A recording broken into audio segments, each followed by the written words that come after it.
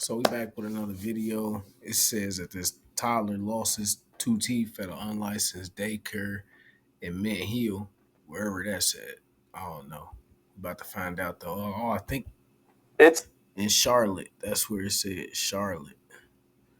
in a nice neighborhood and it's a nice house. And Deshae Johnson thought it was a perfectly nice daycare for her to send her son to.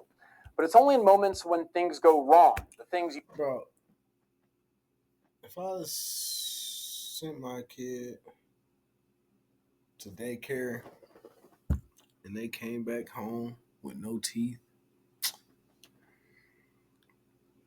bro, I'd be ready to beat the dog shit out of whoever was supposed to be watching them. Oh God. you typically only see on the news, that it becomes crystal clear why it's so important to make sure where you're sending your kid is properly licensed. Many moms can relate to Deshae Johnson. After suffering with PCOS, even before becoming a mom. you can take tests and constantly get, that negative. But the minute I had a positive, I was just as happy as the test was. Her son Josiah turned out to be just as happy. He's just a joyful baby. A new baby comes with new challenges. Johnson and her attorney, Larry Serban, spoke with WBTV so that more moms can be prepared for those challenges. You have all of these different daycares around here, but you have to go on a waiting list. And then they are like, well, we don't have a space until a year from now. Someone eventually recommended this place in Mint Hill. The address matches business records for Diane's home away from home. And that's what it was for Josiah until August 21st. I mentioned to... This is my grandpa. That was my grandpa's birthday. He passed away last month on the 25th.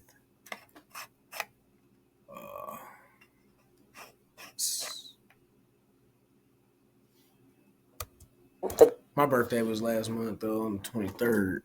Turned 30 that year, that day, that month, whatever you want to say. Yeah. Daycare that I was on my way to pick him up. Upon me arriving, it was just a normal day. When did you notice that something was wrong? But this time, he didn't run up to me. When I got in there, I looked at my son. His mouth was drooling and it had blood in the mouth. And so I opened his mouth and I noticed that his teeth was missing. One was jammed deep inside of his mouth, but you couldn't really see it. And the other one was completely gone. An incident report from the Mint Hill Police Department redacts most of the details, but states Josiah's teeth were knocked out. Police recovered his bloody clothes from the daycare. No charges have been filed yet in this investigation. I would have knocked whoever was supposed to be watching them. I'd have knocked their teeth out, bro. No way. No way. I said, well, what time did this happen?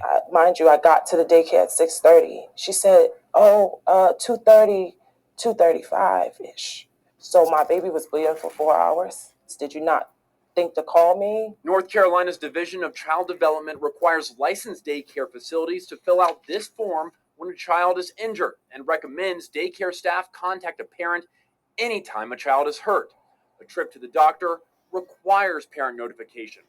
But despite the recommendation Johnson got, the appearance of the place, and even the PPP loan the daycare received, WBTV could not find any license for Diane's home away from home, and NCDHHS confirmed it doesn't have one. You would hope that there would be a lot more safety precautions in play there. Now Johnson wants parents to know what to look for. Me being a first-time mom, I didn't know what to look for. I tried calling the owner of the daycare, Diane Barr, and while we were shooting video of the house, owner Diane Barr drove up. I have the police incident report right. Okay, I have the business records, though, showing Diane's home away from home.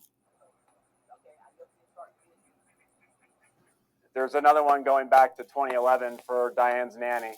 And I think that's the frustrating part about it all. You never know the real thing until something actually happens. And I hate that my child had to be the example of this unlicensed daycare. So, Right. what should parents be thinking about when they're searching for a daycare for the first time, and what should I you? ain't gonna lie, that looks like a little rich white neighborhood. She should have made sure that it was some other black kids in that class. Dead serious. The person who was probably watching them didn't like black kids in the first place. Just being honest. Be asking. On our website, WBTV.com, we have a list of things that parents should keep in mind. She was taking her frustrations out on that kid because she couldn't take it out on the mom because the mom would have beat the brakes off of her. A few that stuck out to me. Are the parents encouraged to visit at any time? Is there a handbook available for the daycare? And are there lessons that are normally planned for the kids?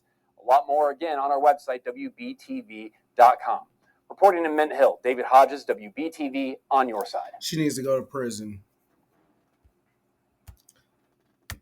That woman needs to go to prison.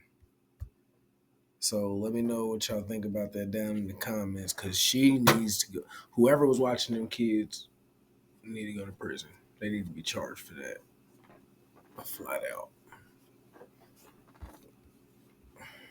That shit crazy.